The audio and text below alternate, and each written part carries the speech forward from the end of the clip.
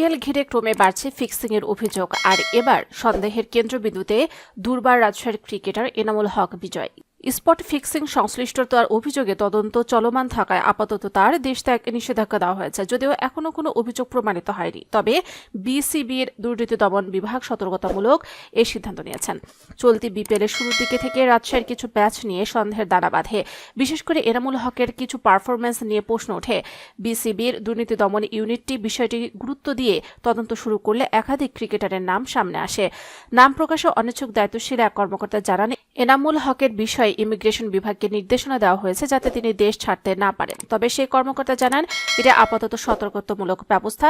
যদি তদন্তে তিনি নির্দোষ প্রমাণিত হন তাহলে নিষেধাজ্ঞা তুলে নেওয়া হবে। তদন্তে উঠে এসেছে শুধু এনামুল হক বিজয় নন, দুর্বার রাজশাহীর আরও কয়েকজন খেলোয়াড় স্পট ফিক্সিং এর সন্দেহের তালিকায় আছেন। শুধু রাজশাহী নয়, অন্য আরও 3টি দলের কিছু ক্রিকেটার ও কর্মকর্তার ওপর নজরদারি করছে বিসিবির দুর্নীতি দমন ইউনিট।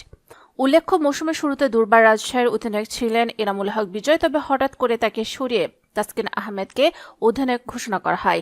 এখন তদন্তের ফলাফলই বলে দেবে এই বিতর্কের আসল সত্য কি।